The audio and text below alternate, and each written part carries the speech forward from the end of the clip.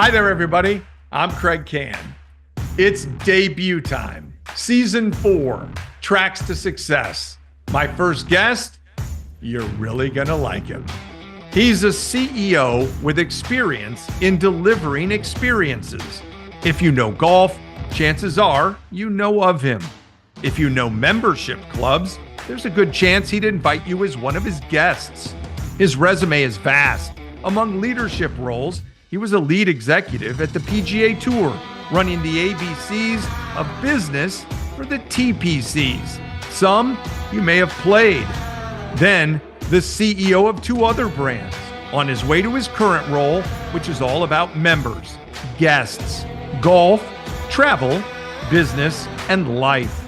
In short, he's a game changer, a problem solver, a motivator, a revenue driver, and a leader who's exceeded industry standards at every turn. And he's a former college football team captain. His name is David Pillsbury, the leader of what was ClubCorp and is now Invited.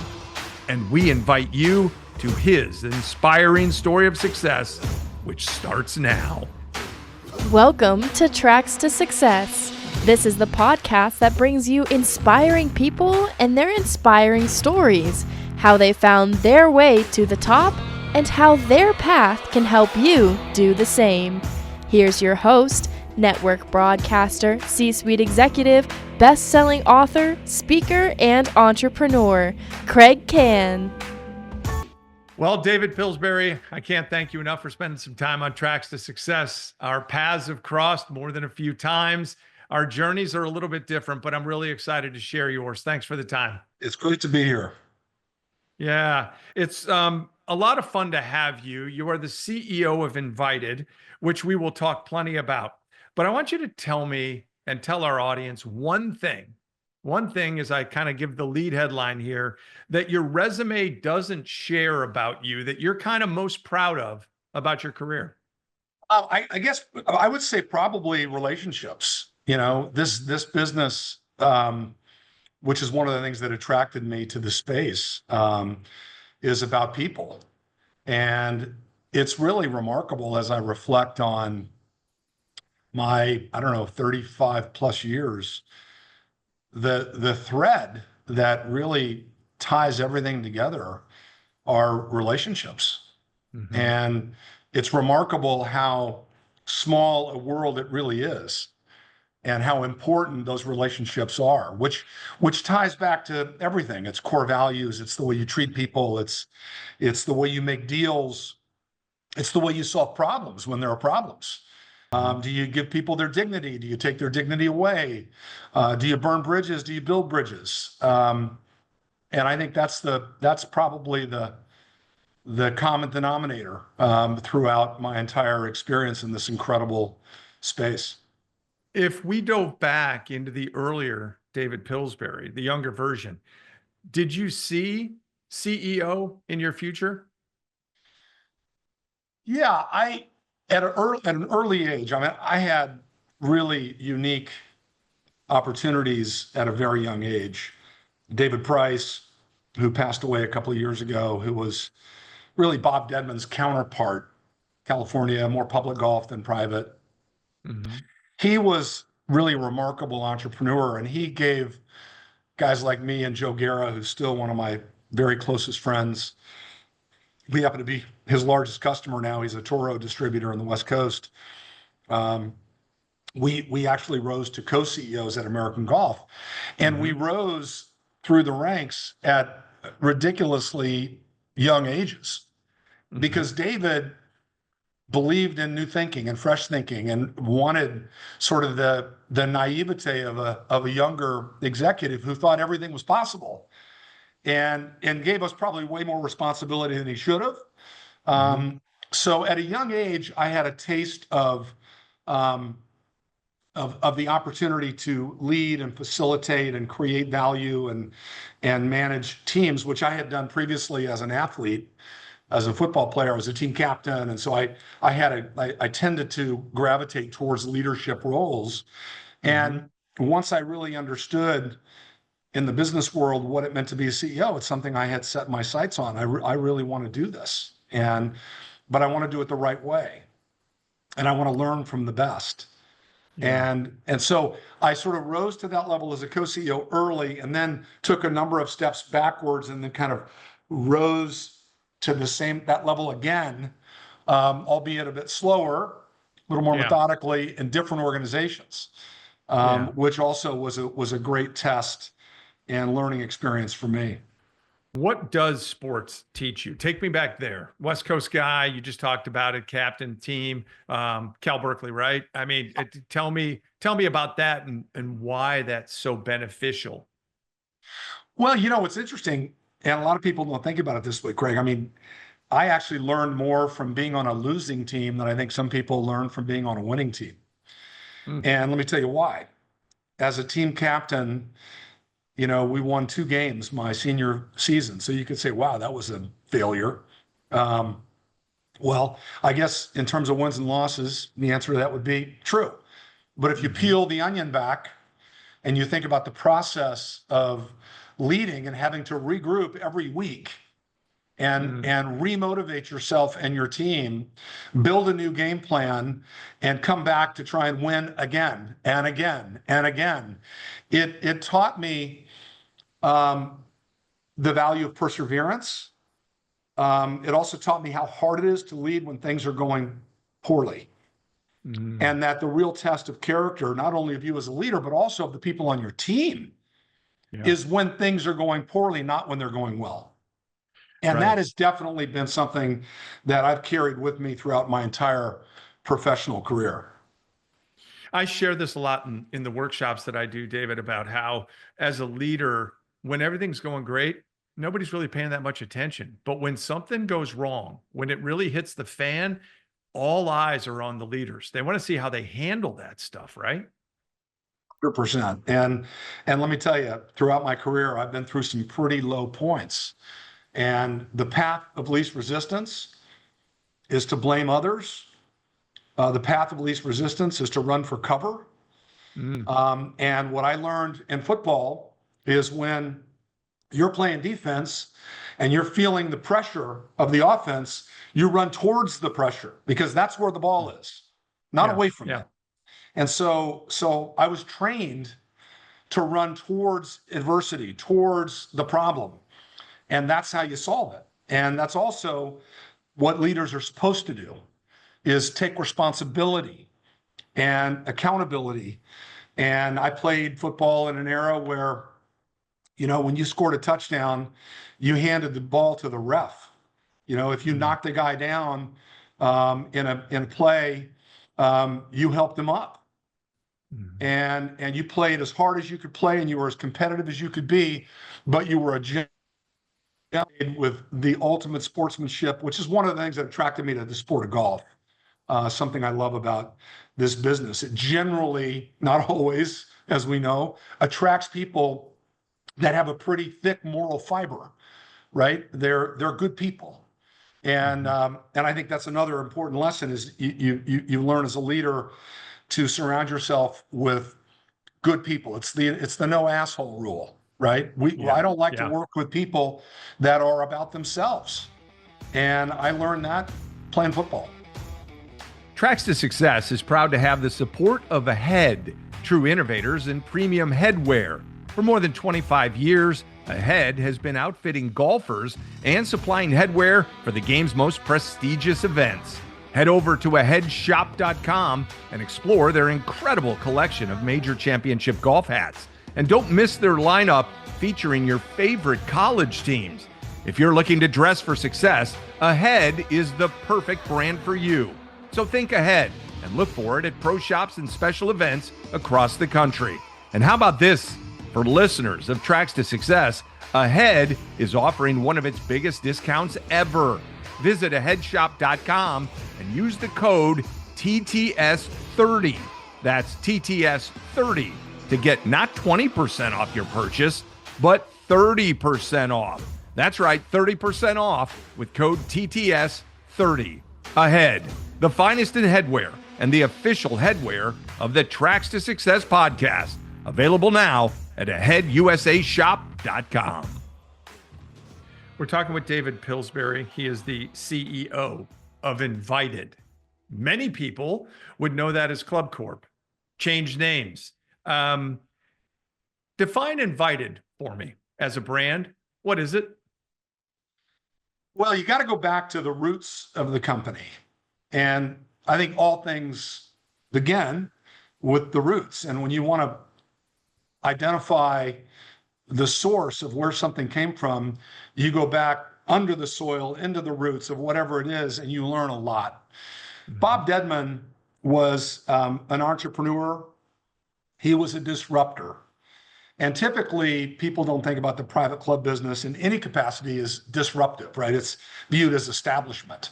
Well, in 1957, when Bob Dedman started ClubCorp, the way you joined a club was a function of your religion, where you grew up, who your parents were, the color of your skin, were you male or female? And Bob Dedman shattered that glass ceiling. And he said, I've got this idea at Brookhaven Country Club where if you have the means to write a check, you're invited to become a member. Well, in 1957, corporations were cool, right? Socially. I mean, it was General Motors and hierarchical. And so I can see why ClubCorp was probably snappy at the time, but really didn't reflect the core values that motivated Bob Dedman to start the company in the first place. And so when we decided that we had knocked enough of the rust off the body and we were ready to put a new coat of paint on, it was a tipping point, not certainly the end, just a tipping point in our evolution as an organization. It was time for us to sort of renew our commitment to the very foundation of the company, which is everyone's invited to be a member at one of our clubs. And that's the genesis of the name. And I think Bob Dedman, if he were alive, would love it. I think he'd say, you know what? That is who we are. And so it was an exciting, bold move, you know. A lot of people thought it was a bad idea. And it's really been great for the organization. So leaders talk a lot, I think, in private meetings to define what the company isn't, what we don't want to be. You know, clubs by and large, membership driven. But you started this whole thing talking about relationships. And what I read and what I see and what I know of you and the time I've spent with you is that what you really are is you're in the connection business, connecting people together and putting them in spots to succeed, be it, you know, on a golf course or in business or eating or hanging out. Is that correct? That's 100% correct. What drew me to ClubCorp Now Invited, going back to the roots, was what we call the purpose. And I think great organizations understand the answer to the question, why? Why do you do this? Why are you in business? And our purpose is so simple and elegant and beautiful, and it's not created by some marketing firm. It is at the very essence of why Bob Dedman started the company. We are in the business of building relationships and enriching lives. That's what we sell. And we do it through what we call micro communities. And that might be golf, like you said, it might be pickleball, it might be tennis, it might be fitness, it might be culinary, it might be wine, it might be bocce ball. Whatever it is, we curate people with like-minded passions and we connect them. Because what people miss in the world, and they realized it through COVID, they miss human connection. And so we call ourselves the anti-lonely company, right? America is lonely. 54% of America are chronically lonely. Well, we're the antidote to that. We solve that problem. And it's like an athlete that makes a play look easy. We make it look easy. But that's all we think about every day, all the time, is curating opportunities to connect people at our clubs.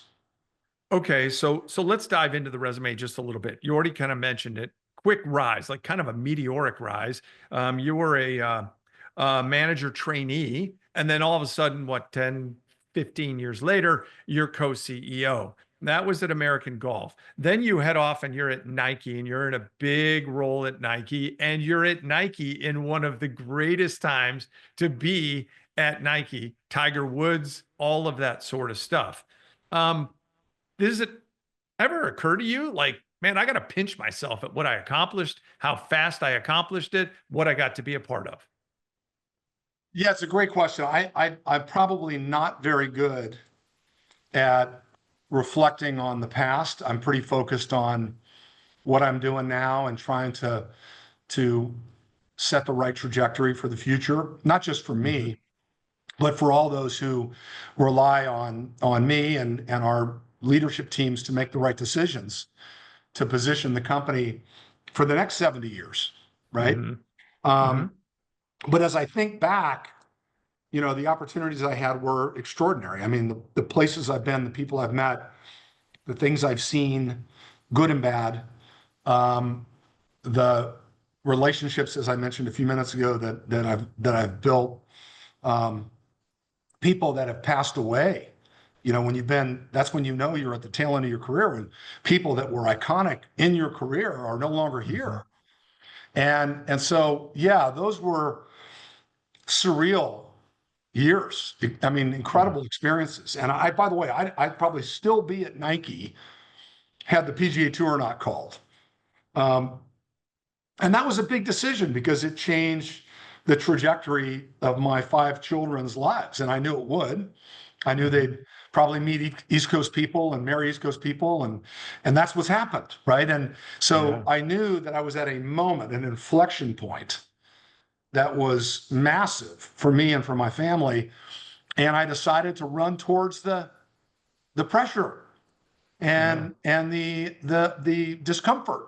And it ended up being a remarkable, life-changing experience. I love it. I want to get back to something else in just a bit, but you've set me on a different trajectory with this. So let's talk about Nike for just a second, and Tiger Woods and the meteoric rise that he had, 97 Masters, all that sort of stuff. That's my era. That's when I was there, PGA Tour beat reporter, all the way up to my time as an anchor. What did you learn about maybe branding, maybe leadership, maybe marketing, by working alongside a Tiger Woods, knowing that he was a part of taking Nike from this company that's all of a sudden into golf to one of the biggest names in golf? Nike is just a really incredibly unique brand, and it's a unique place, the campus. And I worked on the campus, and every day I'd walk to my office on the campus and I'd think, I can't believe I'm here. It's so iconic. And of course we had the Tiger Woods Center, the big theater, and that's where I recruited Michelle Wie and her father and her mom, and big video production and showing her a movie with just the 3 of them in the theater. And it's just Nike does everything at such an amazing scale with respect to touching emotion. And so what did I learn? I learned the power of storytelling. When you walk through the campus at Nike, they bring the heritage of the athlete and the challenge of the athlete and the success of the athlete to life through storytelling. And they rely on multiple cues. It's visual, it's auditory, it's sensory, it's everything. And my first opportunity to manifest that post Nike was at TPC Sawgrass. And I would sit in the old clubhouse and I'd watch people come and look at these old trophies, and we just had a hodgepodge of, really, there was no story. It was just stuff.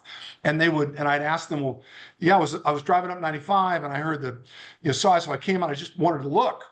And so when we redid it, the very core value that we had was we need to get all the stuff out of storage.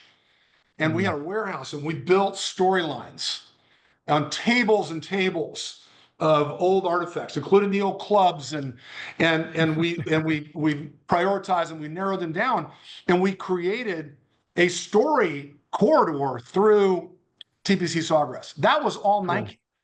That was all from Nike.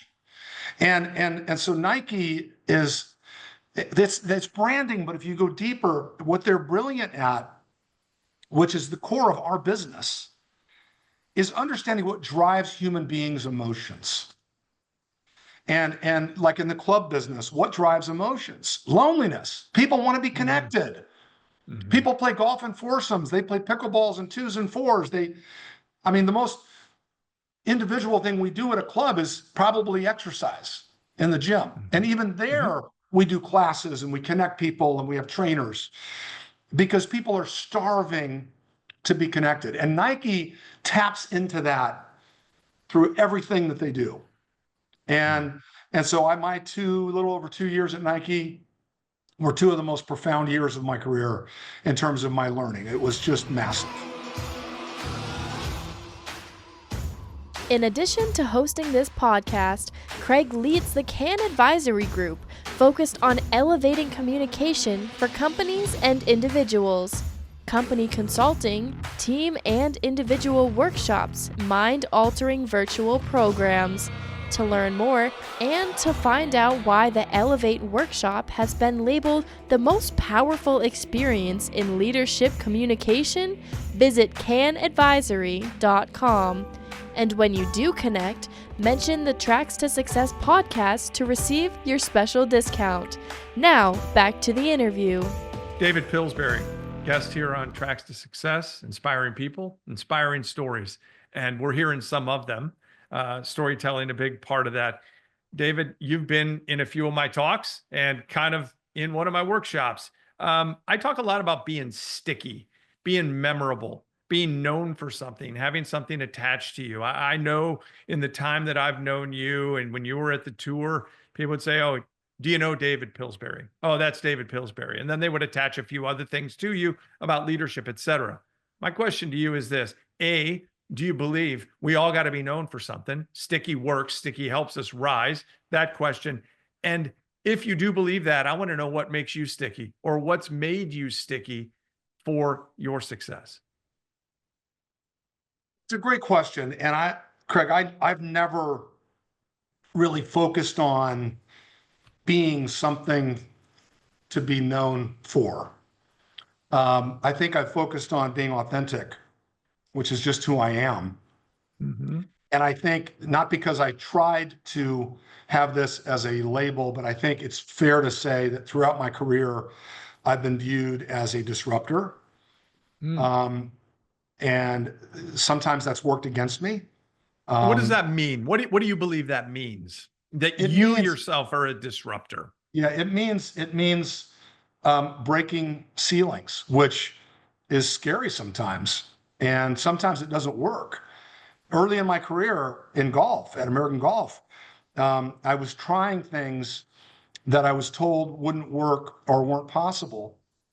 And I did it without permission. I would get in trouble every time. My hands would get slapped, and then they would see the results of what I did, and I'd get promoted. So every time I got in trouble, I shortly thereafter got promoted. So the behavior was being reinforced that, hey, you know what? If you find a ceiling that shouldn't be there, break it. And the question always is, the question of whether or not the ceiling should be there is in the eyes of the beholder. Some people want the ceiling there, but if it inhibits the creation of value, regardless of who might want it there, even if it was somebody very powerful, my inclination was to break it. And that was very threatening to a lot of people, especially when you get into a parochial, traditional, very conservative organization like the PGA Tour. Right. I was scary to a lot of people because I didn't represent the status quo. I didn't represent the way things used to be. What I represented was what should it be and what could it be. And that was that worked against me sometimes professionally. I'm sure I could have had probably more opportunities at the tour had I not been viewed the way I was viewed as a disruptor. But I wasn't trying to be viewed one way or another. I was just being who I am. Yeah. And I think that ultimately, that's why one of the reasons why I probably did not get the nod as a deputy commissioner and stayed for a year and then decided that I needed to go to a different organization. to go accomplish what I wanted to accomplish. It wasn't going to happen at the PGA Tour. Yeah. I think a lot of people lack clear vision for what they want to be or what they want to do, the focus to get there, the game plan, that line, a goal without a plan is just a wish. I think it really applies to a lot of people. They want success. They don't necessarily know how to get there. They also don't understand that career paths are not a straight line, and they do have pivots, and you've made some, and you talked about these defining moments in your life. I'm gonna run a couple of things at you here that I think are really interesting in your career path, that I wouldn't have seen coming, and maybe you didn't either. Okay. So after the PGA Tour, and you just talked about leaving Laser Spine Institute, and then CEO of Canarchy Craft Brewery Collective. Okay, I wouldn't have seen those coming. And then on to ClubCorp. Tell me about the in-between PGA Tour and ClubCorp and why and what you learned. So Laser Spine Institute was a really interesting, fascinating experience, really hard, but I think you learn the most in really hard. And so I had these big questions I had to answer. To go back to your earlier point about, my pathway, I wanted to be a CEO. Okay. Not a co-CEO. I wanted to be a CEO. I wanted to run a company. And through relationships, I had known a guy named Bill Horn who had a company called COPM back in the day. You probably remember them. They managed clubs, and they were big. They were like a troon early on. They had 60 or 70 clubs, and I got to know Bill really well, and one of his colleagues and an investor named Bob Graham, anyway, during my journey at the PGA Tour, Bill had some severe neck issues and ended up having spine surgery from a guy in Tampa that was outpatient, and he was like he was supposed to be laid up for weeks, maybe months, and 2 days after a surgery, he was hitting golf balls. He's like, this is amazing. Wow. This is like a Gillette, but liked it so much he bought the company, right?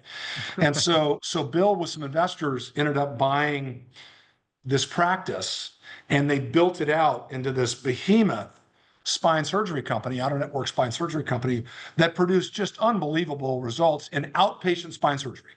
So, technology, cutting edge, no pun intended, incredible outcomes, and they built just a great company. And anyway, when I did not get the nod, and Jay did at the tour, Bill called me and said, "Hey, we're all surprised. We thought you were the guy, but look, since you're not, any interest in doing a pivot, doing something else?" I said, "I'm not sure." I said, "Maybe." So I remember I went and met with them in Tampa, and I thought, I'm going to just give the tour another year, one good year, just to see how things unfold, and then I'll make the call. Well, in that year, they continued to have this meteoric rise at Laser Spine, but they really needed some leadership. And Bill wanted to step out, and his wife unfortunately had cancer and later passed away, an amazing woman, and he wanted to spend more time with her. And so I ultimately said, you know what? These are people I know, I trust, reviewed, audited financial statements, the whole thing, and went to work at Laser Spine. And about a year in, we discovered some anomalies in reimbursements, and it's pretty technical in nature, but the result was we were overstating revenue and had to restate our financials, and it created a financial meltdown in the company. So what was a meteoric rise turned into a turnaround that was incredibly intense. And I learned more in a year than I've learned probably in 10 years in business of what to do and what not to do in a turnaround situation. And that's setting aside working with surgeons and learning about medical reimbursements and revenue cycle and CMS and Medicare. And I mean, that was all very interesting too, because it was a lot to learn in a short time. And ultimately, we sold the company in a distressed sale, and the new owners decided to bring in their own CEO, who failed subsequently, by the way, because they didn't think I had the right strategy. They thought he had the right strategy, and they fired me. And I'd never been fired before. And I've told people actually in talks before I got fired, hey, listen, you've not really done the full experience. You really don't understand until you've been fired from a job. And then it happened to me. And it was a way tougher experience than I ever would have realized. And I learned about not defining yourself by your work, and making sure that you're defining yourself for who you are as a human being first, because your work is fickle, it can be gone. And if you don't, if it's you define yourself with your work and your work's gone, you get to a pretty dark place. And so I had a very, very tough transition. And I will tell you that I thought, well, the phone will ring off the hook. It didn't. It was very, very quiet, which added to the depression. And the feeling of despair, like, what am I going to do? And one of my great friends, who had been working with the fireman family, and I'd worked with the fireman family up at Liberty National a lot because of the President's Cup and moving the PGA Tour there, with my mentor from the tour, Charlie Zink, and he had subsequently left the tour and was doing some work with the fireman family. And Dan Fireman, the son, was involved in private equity, and they had invested in this beer company called Canarchy, and they were having trouble with leadership and trying to figure out their strategy. And so Charlie, relationship, one of my favorite people on the planet, throws me a lifeline and says, "Hey, Pills, you ought to see if you can come help us." And I'm like, I'm in. Now, while this was happening, Eric Affeld, my predecessor at ClubCorp, they introduced me to the company that had just bought them in 2017, Apollo. And I had met with Apollo, and I had said, "Hey, I think I can help you guys. I'm happy to go on your board. I think I can help you figure out ClubCorp. I know them well. I know the team. They used to be my customer. They were my competitor. They were my partner at the PGA Tour at Firestone. So I really knew the company." And I said, "But I'm tied up in this other gig. I'm trying to help my friends at Canarchy," which I did for, I don't know, 8 months, 7 months, something like that. And we had a big impact, by the way. And then Apollo called me in April or May of 18, and they had owned the assets since September of 17. And they say, "Hey, we've decided we're going to make a change. And I thought they were calling me to go on their board, and we'd like you to become CEO." I said, "Well, I'm flattered. Let me think about it." So, "Well, we'll let you think about it, over the weekend, but we want to know on Monday." And I said, "Okay, well, if I said yes, when would you want me to start?" They said 2 weeks or a week. I said, "Well, I can't do that. I got this relationship, these people I'm helping. I've got to create more runway for them." And unfortunately, it created some conflict because I ended up landing at 2 weeks, and I told them I would help during the transition, but I really had to go and get started at ClubCorp, which I did. But I think that the relationship with Eric Affeld introduced me to Apollo and David Samber. The relationship with Charlie got me with back with the fireman family on the Canarchy deal, which was all serendipitous for me. And all that thread of relationships that I talked about at the beginning of our talk. It all tied back together. And so I ended up, through, as you said, a nonlinear pathway, landing in a platform that arguably I've been training for my entire career. Everything I've done led me to this spot. Wow. Which has been the most challenging and the most rewarding experience of my entire professional career. Looking for a guest speaker for your next event or annual conference? Kraig's message is inspiring and empowering. Visit kraigcannspeak.com to learn more about his topics and find out about his green shoe experience. It's a day your people will talk about long after he's gone. So visit kraigcannspeak.com and mention the Tracks to Success podcast to receive your special discount. Now, back to the show. David Pillsbury, my guest on Tracks to Success, starting to wind things down here. We've talked about some amazing things in your career, also not believing where you can end up and where the pivots come and where the transitions come.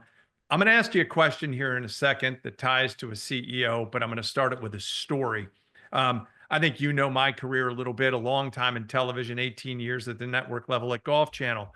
That's where I thought I was always going to be. And then all of a sudden, an opportunity to be the chief communications officer at the LPGA. I think I provided, and people had told me this, a unique voice, somebody who not only could help with messaging and getting attention and building awareness, but also could tell the board and sitting in there, here, if we do this, if we say this, if we put this message out, here's what the media will say. Here's what other people will do if we do this.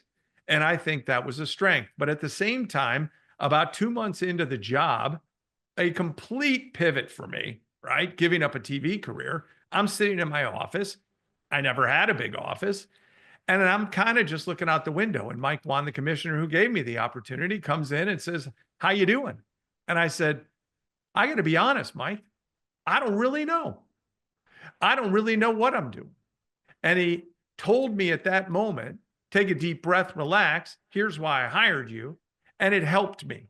It helped me. It gave me belief. It gave me confidence that I could find my way, listen, learn, lead. Those were his words, not mine. And I've remembered those. So he gave me belief along with opportunity. My question as a CEO for you, what's the best thing a CEO can do for its people who want to grow themselves?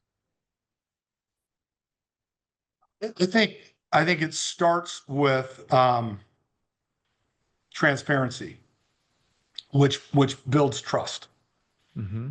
And I think that people want to know that their leader truly is practicing what they preach, walking the talk, which is about Mm-hmm. putting the interest of the organization before your own, Mm-hmm. servant leadership, unselfish, really focusing on lifting the team up, which goes back to my football days. I mean, I knew and know and have experienced real time that the more I'm able to lift up the team and help them realize their full potential, the better off I end up being. Mm-hmm. And one is not, doesn't have the motivation of the other. In other words, I'm not lifting the team up so that I can advance. I'm lifting the team up because I genuinely find great satisfaction and immense reward personally in watching people achieve their potential. And I think that's the job of leaders. That's what they should do. And that's how they create value in organizations. And so what Mike Wan did for you is he helped you realize your potential as chief communications officer at the LPGA. And he did that by empowering you and supporting you and caring enough to say, listen, learn, lead, and I'm there for you. Mm-hmm. And I, by the way, I'm a big admirer of Mike's. I think he's a unique leader because I think he demonstrates and exhibits many of the characteristics I just outlined. Couple of things before we go, and let's continue the focus on helping others, because I think you're doing an amazing job with transparency, and I think keeping it real, which I love. I wrote a book called "Can You Get Our Attention?" And everybody's trying to do that. Invited is trying to do that. How have you tried to cut through the clutter? And what advice would you give others who are trying to find their way, right, as individuals in a crowded landscape of competition themselves? Yeah, so the metaphor that David Price was always asked this question, and he would sort of almost sarcastically snip back at the audience and say, what advice would you have to get an edge, right? To propel yourself faster than your competitive set. And I always think about it as a curve. If the curve of your generation ascent is this, how do you make your curve like this? How do you accelerate your ascent?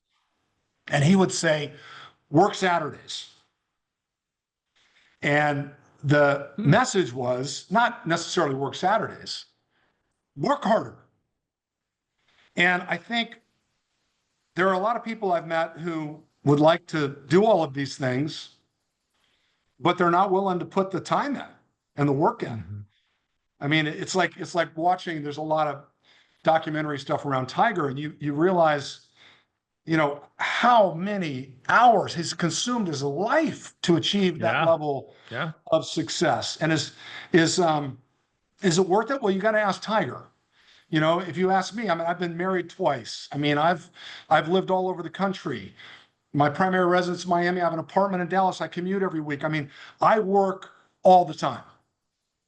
And the line between work and personal life is very gray for me. It all blends together. And that's not for everybody, right? So Yeah. I think the first thing you have to do when you set your goal is you need to be honest with yourself about whether or not you're willing to pay the price. Because success, as you know, Kraig, is not easy. It's hard. It's hard. It's hard. It's hard. And and it's also this notion that you can have it all. It's not true. There's sacrifices. You have to make sacrifices. And it's not easy. And I'm not saying that I made all the right ones. I mean, you could ask my kids. I'm close with all my kids, and they're amazing and wonderful, but I didn't spend as much time with them as I would have liked to. But I also wouldn't be where I am. So there's trade-offs, and it's not simple, neat, tidy. It can be a little messy, but if you want it, you can get it. But you got to be willing to pay the price.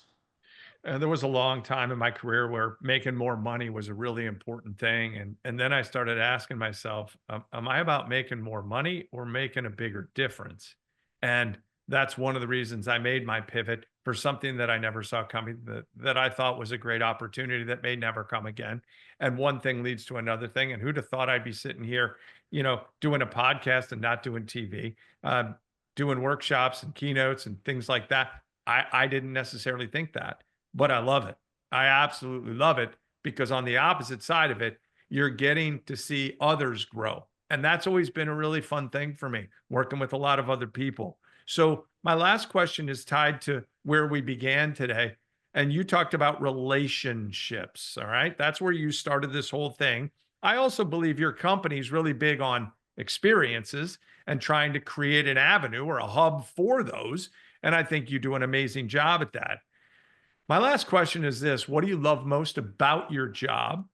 And given all that you've accomplished and the transparency that you've shared, you already know what the story, you talked about storytelling, has been to this point. What do you want the rest of it to be? What's the legacy? It's really simple for me. The legacy for me is, I say to people, we're all passing through. And some people, it takes longer than others. We want to leave everything better than we found it. And for me, it's about protecting Bob Dedman's legacy and setting this company up for the next 70 years. I feel a huge sense of responsibility to set this up for the next generation, the people that follow me, so that I can be on the sidelines and watch and say, yeah, look at that company continue to grow. And then when that happens, I know I've done well, because it's really not about the money. It's about the people and the legacy of continued success. And I think we've built something to last. The old book, Built to Last. I mean, it means something to me.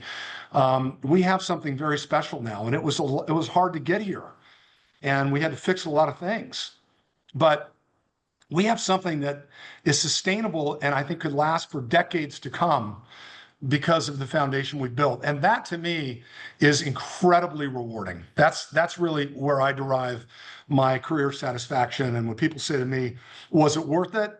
The answer will be yes, it was. It was a great run. This was a great podcast. I cannot thank you enough for the time. I've admired you up close and from afar, and appreciate everything you just shared. It's an awesome way to have you kicking off the season. Kraig, great to talk to you. I love what you're doing, and it's just a delight to be here. And you asked a lot of great questions. I wish more people would ask those questions. They're the right ones. Thanks so much. Appreciate you. Friends, success isn't just about the look of your resume. It's about the way you look, and dressing for success in the workplace is important. The way you look out of the workplace is part of your brand as well. Ahead, our official headwear partner, is all about helping you show off your best self. A hat says a lot about you. And Ahead doesn't just follow trends, they set them. Available at pro shops, resorts, and big sporting events around the country, and also online. By listening to this podcast, you get a chance to save big. Visit aheadusashop.com, use the code TTS30, and receive 30% off your order. That's aheadusashop.com, using the code TTS30. 30% off just for you.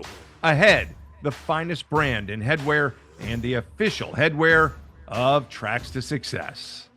I hope you enjoyed the conversation with David. Such a fantastic leader, and I loved his transparency. It's time for getting ahead, and let's talk about this. For years, David has been about business, and he's been about membership. The TPC courses in golf, membership clubs as a part of Invited. I want to focus on that word membership, and I want to ask you, are you inviting people to be members of your own club as a leader?